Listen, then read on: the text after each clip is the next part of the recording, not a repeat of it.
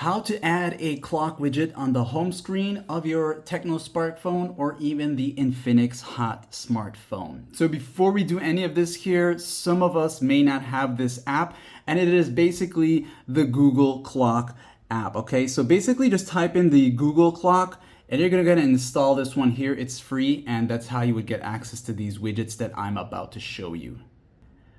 Once the app is fully installed, a long press in a blank area of your home screen will show you this, and you're gonna see the settings, widgets, themes, and all that down there.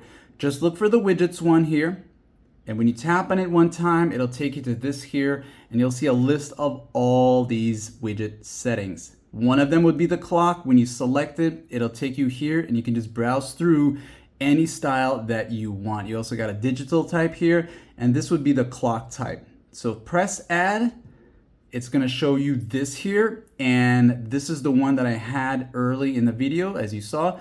But if you want the one with the numbers here, just select it. It will appear like this here. Now, just in case that you probably wanted it to be bigger, long press on the widget again.